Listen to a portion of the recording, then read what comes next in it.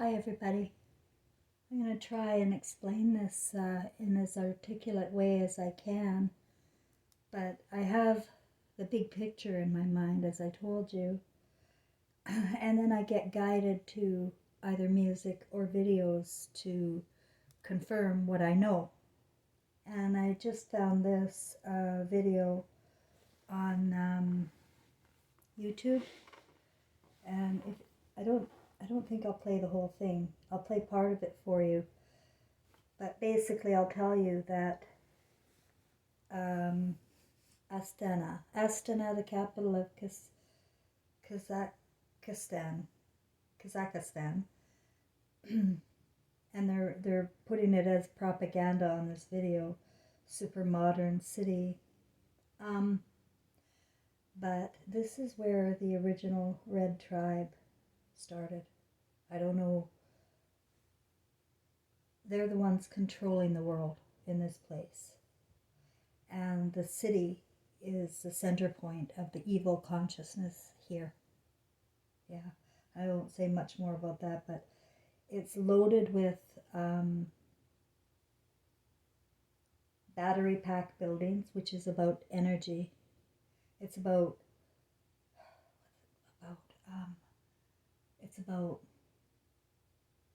capturing the energy of God, really. I can't say much more beyond that, but it's capturing the energy of God, which is love. And the city is, I'll just let you listen.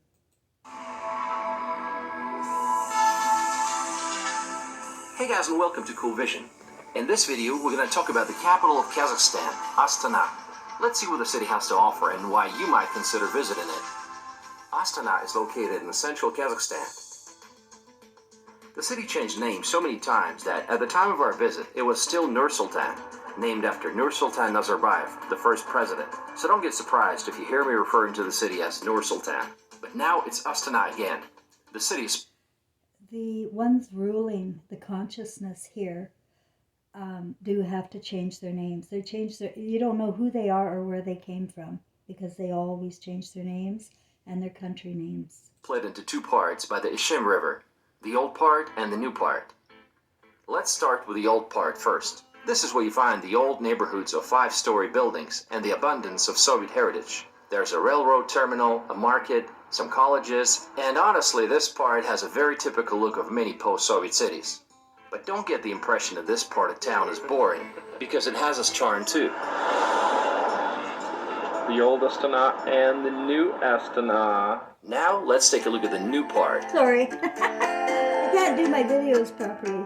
Astana surprised me in a big way, because I didn't expect it to have so much amazing architecture, like Palace of Peace and Reconciliation in the form of a pyramid, constructed in 2006 to host a Congress of Leaders of the World and Traditional Religions. Nazarbayev Center in the form of a futuristic eye. Right? The Kazakh eye. National University of the Arts. The eye. The eye. They know that we're all recording movies for Christ. We're part of the PIE, P-I-E, in capital letters. They're harvesting the energy of Christ. And they're doing it with our consciousness by corrupting our minds with Hollywood and scriptures. Kazakhstan Central Concert Hall, and many others. The main square of the city is the Independence Square. In the center, there's a monument, Kazakh Ali. It's a symbol of freedom and prosperity of Kazakhstan. The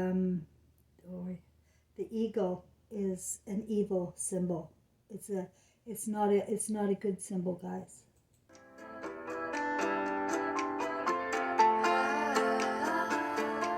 In 2017, all eyes were in Astana when it was hosting Expo 2017. Good timing, eh? 2017, just before, all of this came down. The theme was Future Energy.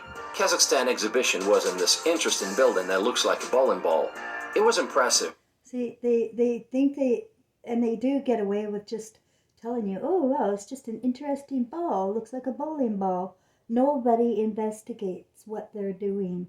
There are two worlds going on, And I'm sure the people, even that live there, have no idea. But we just accept what's put in front of us as if it's good. But left many people wondering whether it was worth spending $2.1 billion on this event without getting much in return. Astana is like a mix of several cities. It reminded me of Beijing, Abu Dhabi, and Moscow at the same time. Why? Look at this building. Because they're all the worst of the worst in the greed and the corruption. It looks like one of those 7 Stalin skyscrapers in Moscow. This one obviously takes you to Beijing. They corrupted the Chinese. This tribe did. And the number of large, impressive mosques reminds you of the Middle East. Let's look at some of them. Nur Astana Mosque. It was built in 2005 in a modern Oriental style. The mosque was built with the financial support from the Emir of Qatar, Hamad bin Khalifa. Has These tribes invented Judaism, Christianity, and Islam. They created all 3 religions. And all 3 religions use the Garden of Eden, virgins, scary stuff.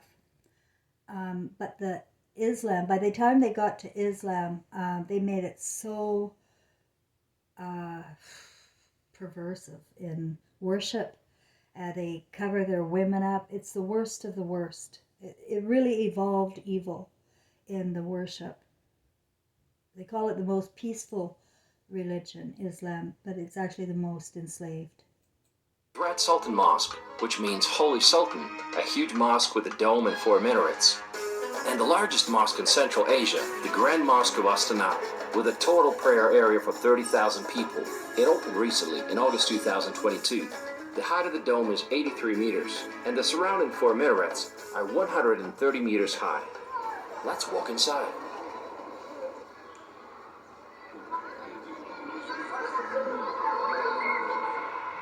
The central part of the city is Nurjol Boulevard, which translates as Greenwater Boulevard. Let's take a walk along the boulevard. It's 2.2 kilometers long.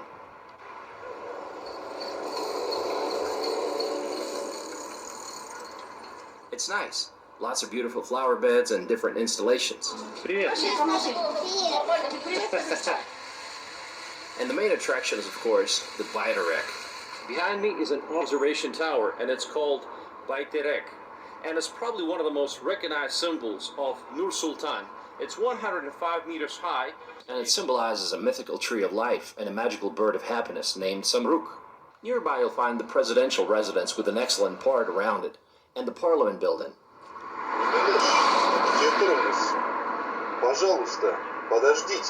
Yeah, robots, robot living. Think about it, guys. When you're so controlled that you push buttons and you have to wait even though there's no traffic coming and you can't go. And you don't go. You don't jaywalk. People don't. It's total enslavement, and this is the center root of the total enslavement of humanity. And they do it by breaking bonds in families. Mother, son, father, daughter. I just watched a video about a mother and her daughter actually poisoning the brother and the father. It was so profound. Like I looked at that, wow, those twin flames just killed their soulmates. But why? Why are they doing that? Why are people turning evil in their consciousness? They're turning on their loved ones because they have the consciousness of Hollywood. Anything on Hollywood. Watching images will conjure up your consciousness.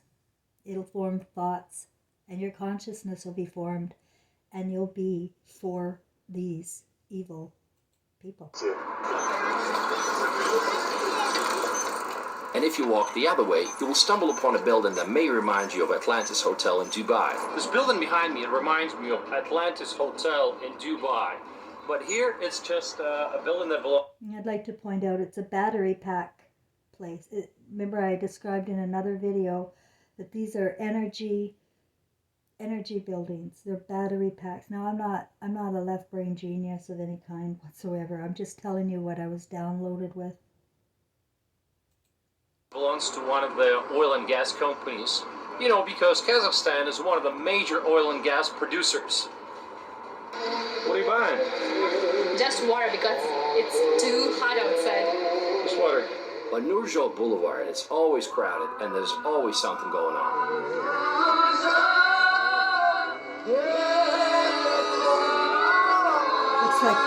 It looks like insanity to me. Скажите, чем вам нравится Нур-Султан? Нур-Султан мне понравился, он прям... Здесь такие высотные, красивые здания, прям дизайн, мне вот это все понравилось. Потом понравился байтерек. Я его в дневнике на обложке смотрела, а вживую вообще так супер прям. Впечатлений очень много, конечно. Я приехала с Алматы, вот на 3 дня решила я. Я всю жизнь мечтала здесь побывать, и вот я здесь. The most famous shopping mall of the city is Han Shatir. Han Shatir was designed by the world-famous Norman Foster, who's also famous for Cucumber Building in London City and Pineapple Building back in my hometown of Yukon. Pineapple is, I still don't know the connection, but it could have to do with the emotional pineal gland that they have lobotomized everybody with. That's why people don't have the emotions through fluoride and other chemistry. They are capturing, but I don't know why pineapple has to do with it, really, still. Yekaterinburg. The name means the king among the tents. It's hands down the largest tent in the world if anyone's competing. Inside, you'll find a lot of food courts, a movie theater, and even a water park. Pretty unexpected, I know. So the ones with all of the money are able to build these incredible monumental buildings, and people are in awe of them. They're always in awe of idle things. Instead of talking about the warmth of the people and how much fun it is in that place, they talk about the buildings. And as Jesus said, the temple's turned to ash. The only thing left is our emotional consciousness. But they are harvesting our emotional consciousness here through media and having people think like reptiles and living in fear, so that this tribe, whatever they are, can continue to rule the world using money. It's all going to boil down to using money.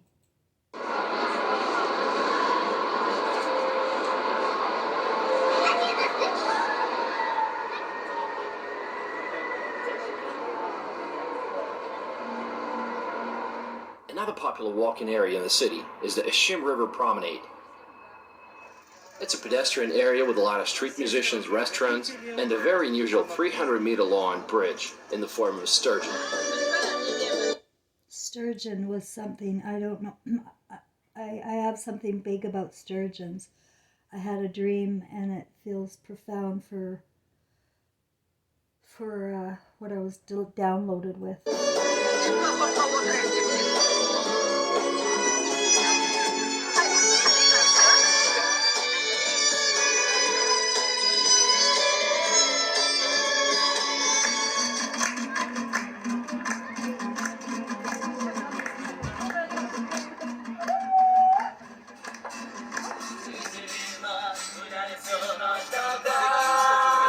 I just want to point out that, you know, Klaus Schwab said that people will own nothing and they will be happy.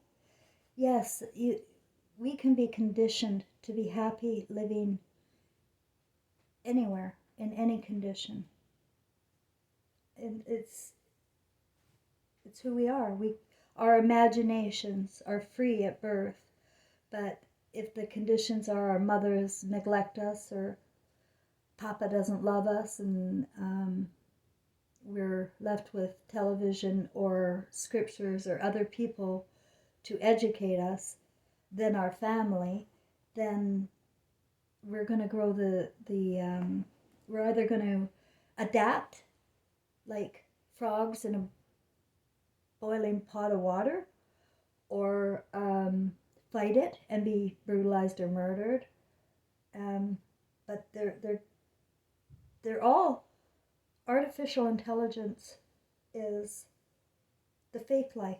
It's where you think you're happy, but you're accumulating nothing but temples that return to ash, and forsaking your families and your own role in life, because every one of us is a part of Christ, and we have the power to manifest absolutely anything we want.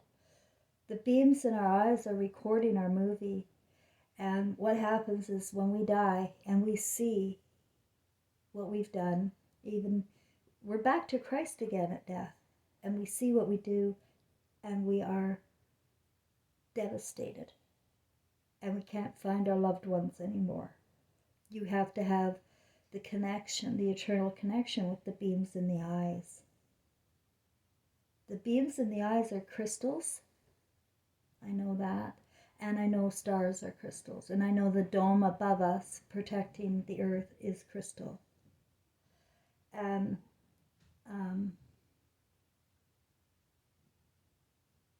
these guys are harvesting energy of Christ. It's harvesting the energy of Christ.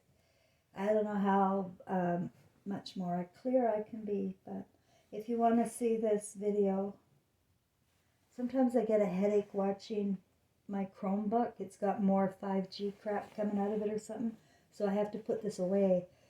But it's on YouTube if you want to see the whole thing. I get guided to, like, how the heck do I find this when this is exactly the country that was in my mind as the center point of the tribe that I'm talking about. And they spread out to the Middle East. There in Turkey. Ephesus, Turkey is where they enslaved women and created the marriage contract, convinced men that their wives were the weaker sex, and for to be used as wombs, I guess, and bring in sandwiches or whatever, beer. And that, men got away with that for 2,600 years. It's the Revelations is what we've done is harvested the energy of our mothers, living in the Garden of Eden, living in fables. People don't have a conscious mother. And I heard it said that this is going to be the last reincarnation. And that's why the beings of light and my deceased son came and made sure I was woken.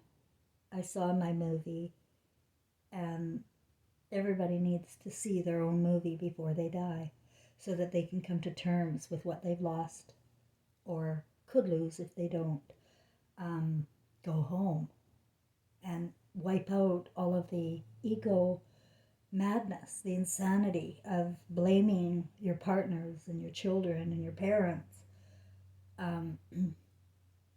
You should still know love, you know. You know who you love. If you don't know, then I'm not here to help you, you know. You have to know who you love, and you have to know who you love before you die. That's the message today.